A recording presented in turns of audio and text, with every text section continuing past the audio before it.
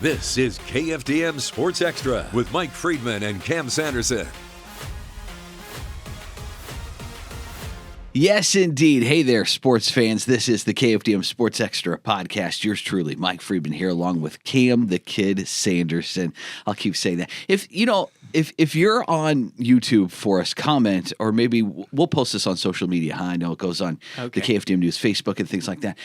Comment how old you think Cam is, by the way. I'm going to say, he's in the teens at least. All right. Right? Is that fair? Close enough. I'm going to keep calling him Cam the Kid Sanderson because he's a kid.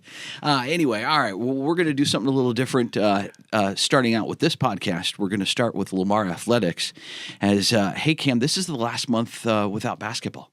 Yeah. Did you know that? It's great. It's great. I love some Lamar basketball. Both Lamar men and Lamar women will be starting soon, less than 30 days away. We'll start off talking a little Lamar men's basketball. Let's first take a look at their schedule as the Cards have an exhibition against Mary Hardin and Baylor. That'll be at the Montaigne Center coming up at the end of this month. And then the game number one, the real deal, the season starts December 3rd. That is a Monday, and it's against UT San Antonio. So we'll get a look at the new look Cards for there, and it is certainly a new look. Lamar returns 8 players, but 5 that have starting experience. There are some familiar names, but there are some names that are new. Kind of just like every year, something that Coach Brooks does every year. Yeah, that's what they talk about. Coach Brooks mentioned, we went and talked to him last week, but that's the thing. He mentions, every year since he's been here, he's lost his leading scorer. Yeah. And every year they have gotten better. So it's like, it doesn't really matter. Like if they come into the season, we lost Alexis Marmoleos, Adam Hamilton graduated, Jay-Sean Jackson graduated. And so you're losing these people that have been great for you. Yeah. But then you retain the guys like E. White, you got Pennebaker who's been there for 4 years. You got Hollifield, Westbrook kid now, still dominating at Lamar. Yeah. So it's like you have these guys, and he's got guys coming off the bench. I hear about this guy East. Mm-hmm. I heard some good things about him. So there's some things to get excited about with this team. And I wouldn't say I'm too worried about the people they've lost. I mean, we can flip over to that roster. But like Pennebaker is a perfect example, and that's one of those guys. He's been here for 4 years. His first year here, he got recruited off that 2-win season, and he comes here and he wins 9, and then they make the conference tournament, and then they make the conference championship. I mean, it sounds like a Cinderella story that should end with a championship win, since it's gotten better every year. That sure would be nice. You'd like to see it from him. Sure. Another guy, BB Knight. That's a big one, too. Right. Missed a lot of time because of injury last year. Exactly, yeah. And he was a big scorer for that team the past seasons. Right. And so having him back, I think that's going to make a big healthy impact. BB Knight certainly will make an impact for him as well. You talk about losing their leading scorer. The year before was Nate Calmese. So they lost Alexis Marmoleos. Then the year before they lost Nate Calmese. You've got to trust what Coach Brooks and his staff do, because they know the type of player they need. And year after year, it seems like they've been able to find it. Yeah, and they're good. I mean, it's getting to the point where you're good at retaining these guys. I mean, that Nate Calmese season, I remember, I forget what his name is, but that big dude from Japan, Yoda, he was, you lose him, you lose Calmese, there was another guy in there that was like their top 3 leading scorers, all left. And now you got guys like, E. White, I mentioned him, he's from New York. And he's like, he's now going for a graduate's degree and says, I'm going to stay in Beaumont. I can play basketball. Great. I mean, the idea that now we're able to retain these guys, they're able to keep these guys around, and they want to stick around. It's awesome. We're talking about players. Another guy, Rob Lee, I've heard a lot about him, and I believe he's the one that's supposed to be filling that Alexis Marmoleos role. Exactly. Coach Brooks thinks he is special. Thinks he is a great talent, that they found an amazing piece in him. And he's a junior college transfer, and what Coach Brooks was saying, he was freshman of the year his freshman year at the JUCO. He was all conference last year at his JUCO. He expects him to step right into that role this year. So I think everything's going to run through Robert Lee Jr. We're going to see him do some of the great things. You talk about Errol White. Certainly an explosive player, and I think his senior season is going to be the best yet. Oh, yeah. You expect to see that from him. The good thing about, White is that leadership. You sit there and you can watch from the court side, and, sometimes he's not starting, but it's what he brings to that team, and it is a serious amount of leadership. Man, there's just so much to get excited about. I tell Coach Brooks every time I see him, I'm like, man, your team always gets me so excited. I went to that coaching clinic in Woodville, Travis Williams coaching clinic, and he was there. And it was funny. I was driving up there, and I'm just sitting there thinking about Lamar's men's basketball. I mean, that's what's flowing through my mind. I'm like, their season's coming up. They got so close last year, and they had that win against Nichols. That was awesome to go to the championship. Obviously, couldn't come up against McNeese. That's a hard team to beat. But man, they've been in my mind since the season has ended, nonstop. I want to say at least once a week I've thought of this team. And I'm excited to see them come back. Do you see Lamar topping last year's 20-win team? They won 19 games the year before, 20 last season. Do they hit 21? Oh, it's been a minute since they won back-to-back 21 seasons. Actually, yeah. I think, and you can correct me on this, I think it was actually when Coach Brooks was a player was the last time. Maybe. I know it was 20. in the mid to late 70s. Yeah, so I believe that he was playing on that team. So it's been a minute, right? Yeah, and sure. So I have to, it's weird. I feel like it'd be insanity for me to say it can't happen because they were 2 wins, they were 9 wins, they were 19 wins, they were 20 wins, and every year they've gotten better. Mm-hmm. So who am I to say they can't get better? I do believe coming into conference play that this is the best team in the conference. I think McNeese lost a lot of people. They lost their head coach, which I think is going to make a big impact on that organization. Yes. They lost their trainer. He also went with them. That was a big one, NIL deal trainer. But I do think Lamar is going to be the best men's basketball team in the conference, which obviously sets you up with a chance to win more games. If you come up clutch in those games at home that maybe they dropped during the season, they had some conference losses in the season that they shouldn't have dropped. I mean, there's no doubt. Sure. And so I could see them winning more than 20. I'm hoping, I'm covering a banner ceremony. They're pulling up a banner for a conference championship. I expect a lot from this team this year. Yeah, it was fun last year. Certainly wish they would have been able to get past McNeese in that championship game of the Southland Conference Tournament. Well, it all starts for Lamar men's basketball. The real deal starts Monday, November 3rd. Yeah. Not December already. November 3rd against UT San Antonio, if we get back to that schedule there. Texas A&M San Antonio coming in November 3rd at the Montaigne Center. So get out there, see for yourself Lamar men's basketball, what they're all about this year. A lot of new faces to go along with some familiar names as well. Should be a lot of fun. Let's not forget about the Lamar women's basketball team because they start also in November. They do have an exhibition coming up at the end of the month, but starting also in November, the Lamar women's basketball team, November 8th, that's a Saturday, and they'll be on the road at Northern Colorado. That's the real deal for them. And the Lamar women, Coach Aqua Franklin had set the standard years ago. Oh, yeah. They certainly compete to be the best team in the Southland Conference. To win the Southland Conference tournament is always their goal, and I don't think this year's any different. No, I agree with you. And it's one of those situations where, you have an expectation. And sometimes, when you're as good as a team like that is, your expectation has to be high to the point where when you lose in the game before a conference championship in the tournament, that's a disappointing finish, And Lamar, this past season, they come off of a season, they don't make it to the championship of the tournament. Right. But, I mean, for a lot of teams in the conference, they'd be happy just to make it that far. For Lamar women, it's like you almost expect them every year to compete and possibly win one. And I know they have been so close so many years to coming up with that, especially in the past 3.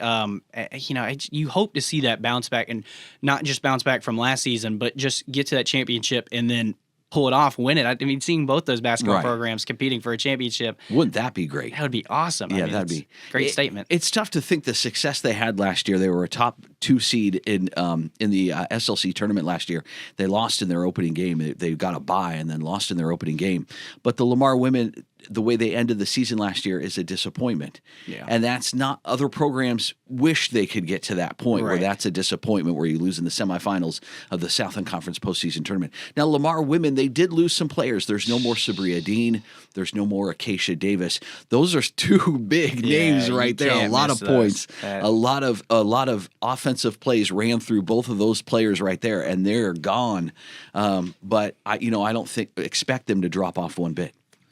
No, I agree with you. I'm sorry. I took a sip of water right as you passed to me. You lose, obviously, 2 really good players. I mean, those are 2 players that maybe you talk about hanging a banner for them one day. I mean, seriously, the success they had here, it's unmatched, and it does hurt losing players like that. But every team every year has to figure out about, how do you replace that talent? How do you fill in for that talent? We just talked about men's basketball. They have done such a good job at that. Right. I think other programs at Lamar have done such a good job at that. Baseball is a good example of a team that is consistently losing people and replacing them, and they do a good job. And I can't imagine that Lamar women's basketball can't do the same. Right. Very fortunate to have Armani Taylor back. I mean, that is right there. That's going to be, I have to imagine, the star of the team. She is definitely a threat for that women's basketball team. I would say to go along with J.C. Denley, the Westbrook product as well. She's coming back. The offense will run through her, Denley. And so certainly as the point guard for that team, she kind of fills up a big role there for him as well. They've got a lot of other players that are back as well. Armani Taylor is back.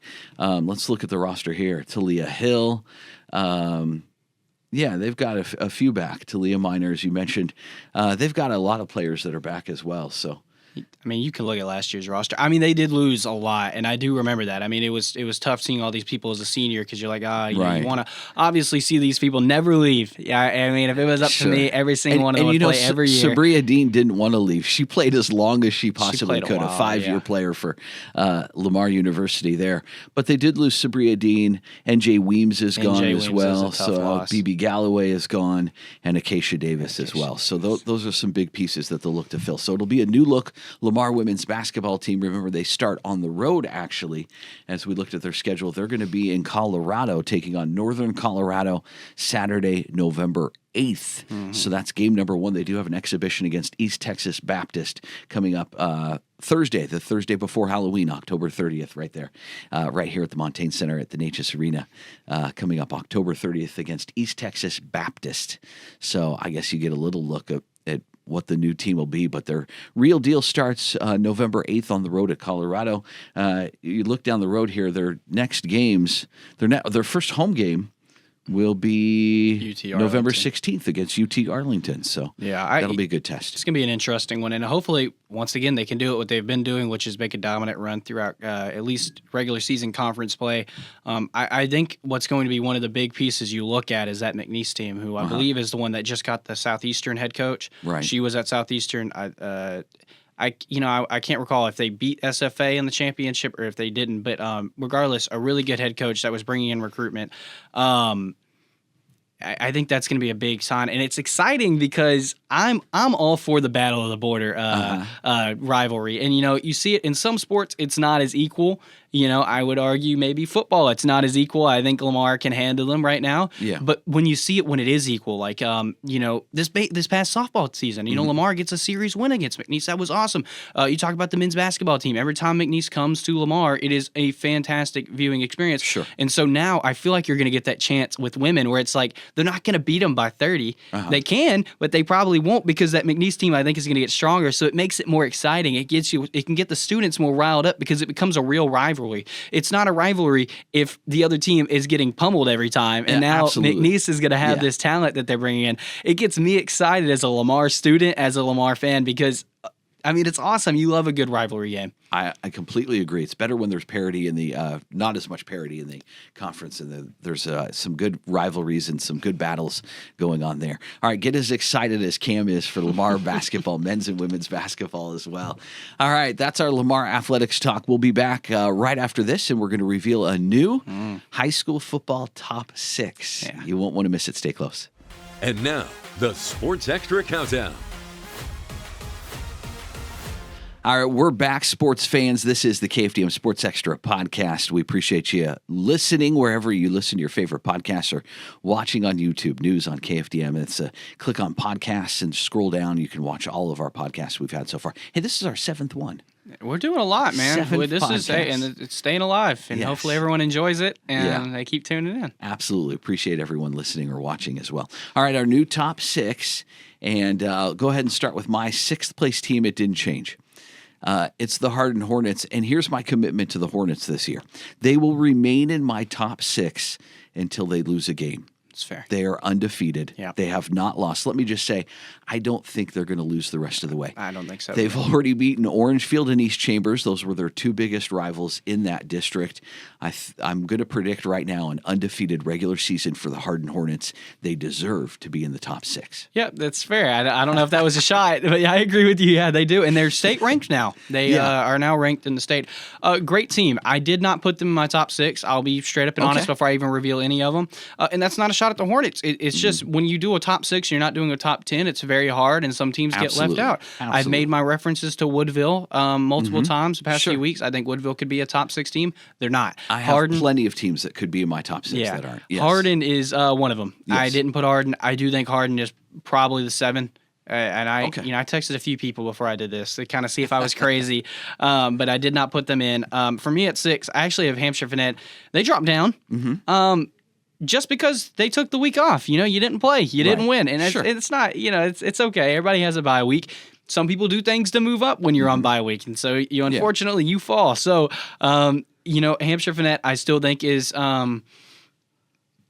I think they're going to win their district. They're talented. I'm going to stand on that. We'll find out this week, honestly, if they're going to win their district or not. I mean, Hampshire Finette opens up at Silsbee for the 9-4A Division II district opener. That is our tailgate party game of the week, so Friday night we'll be there. It's going to be an interesting one to see, though, because that's both our district picks. I think whoever wins that one's going to kind of decide which one of us was wrong. But, I think Hampshire Finette's one of those teams that continues to be great. They're going to be great. You don't doubt them. Their only loss is against that team that Crawford, I believe, and that's a tough team. Now, I will say West Orange Stark played them a lot better, but West Orange Stark also still lost, and so I don't really hold it against Hampshire Finette. They beat Hitchcock, and Silsbee couldn't beat Hitchcock, right? And so there's a lot of things about the Longhorns that you look at them, you're like, no, they're still a top 6 team, and I think them maybe dropping a game has some people wavering in the fact that they think they're a top team, but for me, I'm going to see past it because I did watch that kid, and I don't know who was going to stop him. I genuinely think they could run him against Lamar, and Lamar would have a tough time stopping him. He was an insane athlete. And so seeing high school defensive backs struggle, well, I think he's like a UT commit. So that's fair. So, I give leeway to that. I've, received, I've had people text me say, oh, no, I think Silsbee's doing better. I think Woodville should be. That's fine. You can think that. I will say the good thing about the top 6 list is it's a fair argument. It is. I understand it. It 100% is fair regardless. The good thing about the top 6 list is it's just our opinion. Sure. And it doesn't hold any weight. I mean, it really doesn't. Not as much as the Dave Campbell's one does, which is how everybody ranks on who's top in the state. So we do it. Has been sports. These are not state rankings by any means. It doesn't mean these are our ideas, our picks. All right, go with your 5th. Yeah, I'll move to my number 5. But it's Newton once again dropping down. Maybe didn't deserve it. Yeah. But, it's one of those things where it's like I had a team that I had to move over them. Newton, another instance for a team that could move up this week. They got a big one against the state-ranked Woodville team. Right. Man, that's going to be an exciting one. We're going to talk about that one later. But that'll be a good one. That's going to be interesting. So Newton, I say it every week. I'll say it again. It's a football town. All they know is football. That's their thing. They keep being great. And them being 5 or 1 or 6, they're in the top 6 no matter what. That's the team I think you can solidify that, and you don't ever really think a second about it.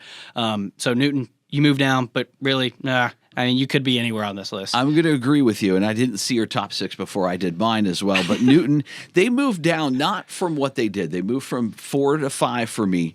Newton did what we all expect them to do, especially when district play starts. As you mentioned, their biggest test will be Friday night. Newton will be on the road. They'll be at Woodville. Does Woodville snap that 81-game district win streak? All right, we'll have to find out coming up on Friday. They both have identical records. They're 5-1, 2-0 in district play. That Friday night will decide. I don't know if that would drop Newton out of my top 6. It might if they don't win. I don't know if you have room for them if they don't win. I don't know. If Hardin keeps winning, you can't drop them out. You guaranteed that. I'm not dropping Hardin out unless Hardin loses. All right. But don't lose Hornets. All right. Well, we're going to my number 4. Let's see your number 4. All right. The Westbrook Bruins. Okay. All right. So Westbrook did lose last week. Their first loss of the season. boy, that was a heartbreaker. One of two heartbreakers. One of two heartbreakers in overtime. The other heartbreaker, Nederland's quadruple overtime loss. So that's the first heartbreaker. But Westbrook had the other heartbreaker, and losing in overtime to Lufkin on the road at Lufkin. That's a tough way to lose. That was a tough one. Neither team deserved to lose in that one. And so, yeah, Westbrook comes out of that one with a loss. But the Bruins, their first and only loss, I do think that they'll be able to rebound and bounce back. They've got a tough test coming up at home this week. Friday night, they'll be home at Doggett Ford Family Stadium as they'll host Baytown Sterling coming up. We'll talk about that in just a little bit. But so they've got a good test coming up, but they moved down one for me from 3rd to 4. Yeah, that's fair. I'm going to move up. I had a team at 6. I moved them up to 4. It's the undefeated Bridge City Cardinals. Absolutely. And you know what? We said this. I said it 2 weeks ago. We put Orangefield there at 6, and I didn't rank Bridge City, and I did feel regret for doing that to Bridge City because I do feel like you're an undefeated team, and that's not an easy statement. They continue to look great, and it's unbelievable. We talked about it before the show, and I had him as one of my players of the week, but 7 passing touchdowns from Hoffman. Hudson Hoffman, and it's unbelievable. Their passing game is got to be one of the best in our area, and I can confidently say that. Like I don't know how many defenses can stop that passing offense, and so they had to move up. They had to move up, and I think they run that district right now, and I don't really know who can stop them. Like I think LCM's got a good shot, but it really has seen like Bridge City is on a roll, and it seems like they've already built up so much momentum. Right. I don't know what you do against this team. Genuinely, they look amazing. So I had to move them up from 6 to 4, but Cards. That's fair. No disagreement here at all. I'll move to my number 3. We kind of disagree on this one. I All left them at 3. Okay. You talk about the end of regulation. Tam Anderson has that amazing run, sets him at side of the 5, and it's a holding call. And it's like, it's a questionable call, but and so I'm not going to get in a ref ball with it. But at the end of the day, it's like, I really think that was their game to win. Yeah. And I do feel like, even though they lost, it wasn't enough of a loss for me to sit there and be like, I'm gonna move them down for it. I do believe that Westbrook is better than the 3 teams that I have below them. I do think that Westbrook is a tough team. I think they're hard to beat. Sure. And I can't really weigh that game. I mean, it's on the road. It's a loss in overtime, which, I really think, once again, like I just said, I think they could have won that in regulation if certain... It's fair. It's all fair points. If calls weren't made, so... I completely agree. I only moved him down because of my 3rd place team. I wanted to move up. And yeah, it's the Bridge City Cardinals. So we flip-flopped on that one. I moved Bridge City up only because they are undefeated still. I do know October 24th, they're going to be at LCM. Yeah, no, they host LCM. LCM will be at Bridge City on October 24th. That's also the night of Mid-County Madness and the Beaumont Bowl between Westbrook and Beaumont United. So that's a big night, October 24th, coming up in a couple of weeks. Just look for that. But Bridge City and LCM will be at Bridge City. That will decide that 10-4A Division I district crown right there. The Bridge City Cardinals, as you mentioned, Hudson Hoffman, 380 passing yards and 7 touchdowns. In the air. Are you kidding? Yeah, that's ridiculous. Yeah, that's crazy. So that alone moved them up 1 for me in at number 3. All right, go to my number 2, and it hasn't changed. And I don't know that it's going to change. Oh, we got our 1 and our 2. Yeah, we did. Yeah, okay. For me, it's not 1A and 1B. It's number 2 and I number do feel 1. like that's a crazy statement. I know. You think it is. All right. The PNG Indians stay at number 2 for me. PNG also unbeaten. Aside from Mid-County Madness, I do think the Indians have a great shot at winning that district, 8-5A Division II, for the 2nd straight year, by the way. I do think PNG, there's no way I'd bet against them. Against any opponent, maybe against Nederland, though. Yeah. In Mid-County Madness, kind of that's a toss-up. Just because of what that game is. I think everyone knows that. But PNG is a great team. They're coached. They've got a great coach. They're coached very well. They can go far. I think they're going to go far.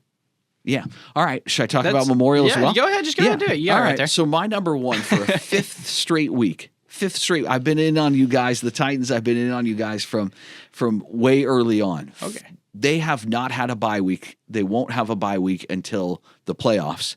Their bye week is the last week of the regular season, so they're going to struggle through, fight through, all the way through. I know you've got purple and white, prettiest sight burned into your head there, Cam, as a P&G graduate. But the Titans, one of the best teams here in Southeast Texas, and for me, they're the best team here in Southeast Texas. That's fair. I disagree with it being a 1 and a 2. I think it is a 1A, 1B. I have no reason to move Port Arthur down from 1. Right. I did put him at 1 last week, and I didn't really get a reason. I mean, P&G beating Huntsville is a good enough reason to possibly move him up. I don't believe that Galveston Ball is as tough as an opponent as Huntsville. Fair. I will say I disagree with you on there being a 1 and a 2. I think that Port Arthur, the way they dominate their opponents, is a reason you consider them 1. And I think P&G, the way they're beating seriously scary opponents. LaPorte is still ranked in 5A D1. And Port Neches beat them. Right. They just took down a Huntsville team who I believe was in the top 15. P&G state ranked, by the way. And so exactly. Port Arthur and Memorial. They're ranked 3rd, and Memorial's ranked 6th. So right. I don't necessarily agree with that. It's a clear 1 and 2. I think it is a clear 1A, 1B, and then there's a gap. But that's fine. We don't have to agree. That's the beauty of this, right? Sure. That's why we have 2 different ones, and we don't share one. Exactly. It would take a minute for us to come to an agreement. But I think once again, kind of going off what you said, P&G is well coached. They are, and that's kind of the thing that's always made P&G great. That coaching staff is fantastic. Since Joseph's been there, it has been the pinnacle of that team. The O-line still looks good. But what P&G has also done great over the past few years, and we just saw it again, is when they're down, they're never out. And I see a lot of teams. I've been around of a lot of games where they're down and they already start quitting. And P&G is one of those teams that they can go in a half down 30, and I have not given up on that team yet because I fully believe they can drop 35 and don't allow a single point. What was the halftime score last Friday? I think it was 21-10. Yeah. And they came back. And so you talk about P&G continues to do this. They prove themselves again. I could have moved them up to 1, just because of that if I wanted to. But, why not? I mean, Port Arthur also proved that they are a top team. They continue to do that. They've been dominating their opponents. We mentioned that. It They're really also been well close. coached, too. This and they is are, no knock absolutely. on Coach Morgan as well. He does a fantastic job. I do think it's going to be interesting them against Barbers Hill. I think that's going to be a fun one. Sure. I would argue, and this is not a shot at Port Arthur, this is their first real test. I feel like everybody they've played, they've been significantly better than. They haven't seen a tough opponent like I think P&G has. I think P&G has seen Huntsville and LaPorte. I think those two are better than anybody PA has played. Okay. I will say Barbers Hill is on that level of Huntsville to me, where if they beat Barbers Hill, I think they're projected by 20 to win. But if they beat Barbers Hill by 20 even, what they're projected to win, that's enough for me to sit there and say that's an amazing quality win. You handled a good opponent, and the only knock you can give on them, you have to get rid of now because they beat a quality opponent comfortably. All right, that's fair. And I fully expect them to beat Barbers Hill. I don't think anyone will pick against Port Arthur Memorial to win that game coming up on Friday. I think their best test is next week against Westbrook. That's going to be a fun one. Oh, that'll be a fun one as well. Yeah, that should be a good one as well. All right, well, that's our new top 6. Agree, disagree, like, whatever you want. Again, it's just our opinion. It's not state rankings or anything like that, and it really has does nothing for value. either any We're just of these having teams fun. or anything. We're just having fun. We're just having a good time here on the KFDM Sports Extra podcast. All right, we'll be back to preview some Week 7 games for you right after this. Stay close. Southeast Texans are passionate about their hometown team. Fully loaded with more scores, more interviews, and more games.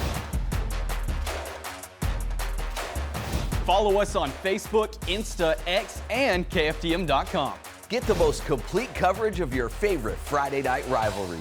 Classic Southeast Texas presents the Friday Night Tailgate Party. Brought to you by 5 Point Credit Union. Catch it every Friday after KFDM 6 News at 10. All right, welcome back. Yeah, this is the KFDM Sports Extra podcast. Mike Friedman along with Cam Sanderson as well. We're going to preview some Week 7 already. Yeah, Isn't that crazy? Past that halfway point. I hate that. Yeah, Week 7 of the high school football season. Now, everyone starting this week will be in district play. These are the games that count.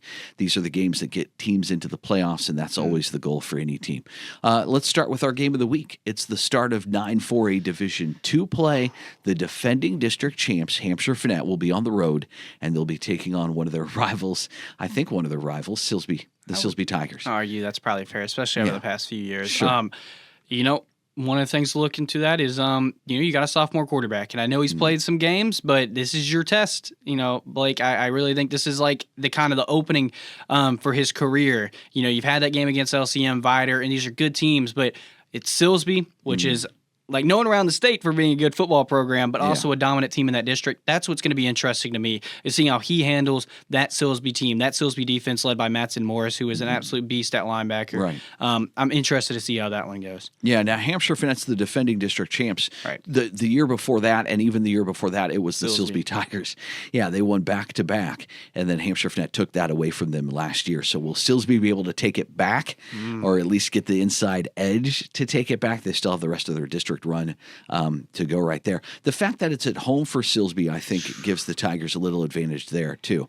I think if Hampshire Finette was at Longhorn Stadium and home there with their fans, not that their fans won't travel, but I think that kind of the bowl of Silsbee Stadium, the Tiger Stadium there, and the fans that they have and the familiarity of being at home certainly going to give Silsbee a little bit of an advantage there. Hey, remember last game that they played against each other at that stadium? Traylon Miller did everything. Yeah. Hey, I mean, he might as well line him up from 50 to kick a field goal. I mean, he literally did everything. It was an insane on both performance sides of the ball. Yeah. He did. And so it's going to be interesting. I do believe in home field advantage here. And so, we say that. I mean, Hampshire Finette just lost at home, but they had a streak of not losing since 2022. So, I mean, I believe in home field advantage actually mattering here. I think that's going to be a big advantage for the Tigers. But we'll see. That should be a really good game. All right, let's move on and talk. We've got P&G's on the road. Port Arthur Memorial's on the road, as you mentioned. They're at Barbers Hill. We think Memorial's going to be able to win that one. P&G against Splendora. I think P&G's going to take care of that one as well. One I want to talk about in 8-5A Division II, a bounce back, if you can call a quadruple overtime loss for Nederland, a bounce back game. They're back-to-back at home. Nederland hosting West Fork. Now, they have identical overall records. West Fork coming into this one looking for the upset, I would think. Nederland being at home, I'd give them the advantage, but I kind of feel like, Nederland's going to have to really pull something out here. Well, I mean, you have to earn your win every Friday, Sure. right? I do think that West Fork is not a better team than Nederland. I do think that Nederland should win this one. Right. And if they play Dayton like they play, they play this team like they just played Dayton, I think they got it. Interesting running back situation there for them. I do know that Jaden Ed was on crutches at the end of last week's game. I also heard that he was off the crutches and walking around at the end of the game. I heard about that. I don't know what his availability is for Friday. We did see, Slade Shepard had a concussion, and so I don't think he'll be starting at quarterback for this one. So that could be different for Nederland for sure. A lot of pieces that it's going to be interesting to see how it plays plays a factor. They're fortunate. I think it's against West Fork. If this was later in the season and you have the Huntsvilles, you have the P&Gs, you don't want to go into those games banged up. And so I would say West Fork and Splendora are the two teams that I'd feel a little bit more comfortable going in against them a little banged up. No shot against West Fork, but I do think that Nederland should be able to handle them, and I'm not worried. I think Nederland gets their bounce back win, whatever you want to call it. Okay. All right, I'll go with that. All right, completely agree. Let's move down into 4A. We'll talk Division 1. Bridge City looking to stay undefeated. They're at home coming up this Friday. I think it might be their homecoming as well. I'll have to check into that, but I think Bridge City's at home. Hardin Jefferson coming off the loss to LCM last week. They're on the road now. They got Bridge City. 2 tough games for the Hawks. They had a great non-district run, but 2 tough games to open up district play for the Hawks. HJ at Bridge City. I'm interested in this one. I do think that I've been very vocal. I think HJ can be a playoff team. Right. I've been very vocal. I think Bridge City's going to win that district. Right. I will say, I mentioned Bridge City's passing game very well, one of the best in the state. I was texting Elam about this, Ashley Elam at Hardin Jefferson, and he told me, obviously they're averaging like 230 yards passing a game. HJ is allowing only 90 a game. Okay. And so it's interesting. I think it's going to be interesting. I think HJ's got a good pass defense. Clearly they got a pass defense. It's the stats speak for himself. Yeah. That's what's going to be interesting for me, is seeing how that team, now they have, running backs there that are good at Bridge City. So if they have to, rely on the run, I think that'd be fine.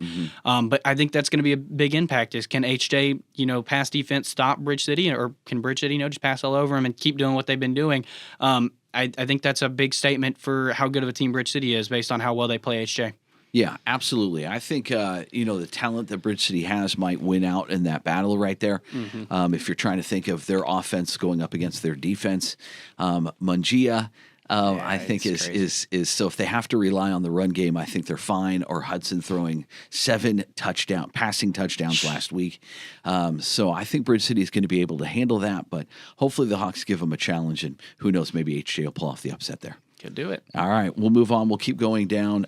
The other game in District 9 4A Division 2, Jasper will be on the road. They'll be at West Orange Stark. That'll be a fun one. It's been a fun one in years past. Now, Jasper's not the team they've been in the past. They've struggled a little bit here in non-district play. Does that mean they're going to struggle in district? I don't know. West Orange Stark is a lot of people's picks to be one of the playoff teams, if not fight for a district crown in this district. So is West Orange Stark that much better? It's tough with this district because I genuinely believe you can come into the district play 0-4 and win it. Yeah. And, we talk about West Orange Stark's a playoff team, no question. Hampshire Vanette, Silsbee, Jasper, those 4 teams are going to make the playoffs. I don't care. I know Shepherd's having a good start. Good luck. I will say I do. I think this is going to be an interesting one. You talked about Jasper's record last year, but it didn't really reflect their games. They came very close to beating West Orange Stark last year. Right. And so it's one of those things that you think that maybe, just maybe, they could pull off an upset. And I think it would be an upset. I think a lot of people would agree Jasper beating West Orange Stark would be an upset. Absolutely. But it's, I don't know. I think both these teams need that first win. Obviously it goes towards competing for a district title, but even more than that, you placing maybe top 2 in the district, I think is a lot better of a path through the playoffs than finishing 3rd or 4th. It's going to be an interesting one. I think anyone can win it. I would imagine West Orange Stark gets it, but I think it could be a close battle. All right, very good. We'll talk. I completely agree with all those. Let's talk about 10-3A Division 1. The Hardin Hornets are the team to beat in that district until someone proves wrong, and no one has done that so far. So they're coming off the win against East Chambers the week before they beat Orangefield. They're home this week. They're going to be hosting Beaumont, and I don't think the Cougars have what it's going to take to hand the Hornets their first loss. It's going to be tough. I think it really would be tough to beat Hardin. Yeah, I think Hardin's got it. I agree with you. I think Hardin's going to go undefeated in the regular season. I think that's their district to win at this point. I agree. All right, in 12-3A Division 2, if we could have a 1A and 1B game of the week, our secondary game certainly would be Newton at Woodville. 2 state-ranked teams. Newton hasn't lost a district game in like 12 or 13 years. Woodville wants to change that, and Woodville's home. Oh, my goodness. Let me say this. I think it would be crazy. I made a reference to this a few weeks ago when we made our district picks. I said streaks have to end at some point. I don't think that it's going to happen this time. Okay. But as time has progressed, I'm kind of wondering, can Woodville actually pull this off? Luke Babin, I would argue right now, is way better than who he was last season. And I think that is going to be an amazing test for Newton's defense. I think it's going to be an amazing test for Woodville's offense. Babin's playing like he wants to get back to AT&T Stadium. He's playing like he wants to get that win that he felt like he should have got in December. Yeah. And I told you a week ago I might go with it. I think, in my opinion, we're going to see the first Newton district loss in a while. Okay. I think Woodville is going to pull this off. If I could be wrong. Right. I've been wrong before in my life. Sure. But I think Woodville's going to do it. I think they might pull off the upset. I can't argue with that. I do disagree, but I can't argue with that. I don't see Newton losing. That's fair. Even though they're on the road, it's just tough. So Newton opened the year with a loss at West Orange Stark. Right. Woodville opened the year with a loss to Orangefield. Right. I think Newton. I get it. Luke Babin is without Luke Babin, I don't think this is even a contest. Woodville is in this game and at this point and state ranked because of Luke Babin, their quarterback, their best athlete at quarterback. I think without him, I don't think Woodville's going to win that, and I think Newton's going to do what they need to do to slow him down. Slow him down, right? Yeah. I mean, good thing he's on the roster, right? Yeah, absolutely. Man, it's going to be a good one. And it's one. It's okay if I'm wrong. Yeah, I think either way it could go. Newton could win it. Newton could win by 20. And I guess that would not blow me away. I do think that this is probably the best district test for Newton in a minute. And I think Luke Babin, if anybody can do it, I think Luke Babin can do it. And I'm going to stick with this pick, and they can prove me wrong. And when we do the tailgate show on Friday, maybe we're reading the scores and Newton won it. And you know what? That's okay. Either way, either way, a Southeast Texas team wins. Absolutely. And that's something to be happy about. There you go. Stay impartial. Best of luck to both teams. That's all we got to say. Hey, before we go, I do want to mention Legacy Christian, Beaumont Legacy Christian. They're home this Friday. They're 5-1 on the year. 6-man football, TAPS 6-man football. They've got their district opener coming up this Friday. They're going to host Faith West. So I just want to give a shout out to Legacy Christian. They're doing well. New head coach, 5-1 overall in the year, starting district play this Friday. So get over there off 105 there here in Beaumont for Beaumont Legacy Christian with their district opener coming up Friday night at 7 o'clock. All right, should be fun. We'll have it for you, of course, all coming up on the Friday night tailgate party after the late news, only on KFDM at 10:35 p.m. Hey, that's it for the KFDM Sports Extra podcast. Appreciate you listening or watching on YouTube as well. We'll be back to do it again next week. See you, everyone.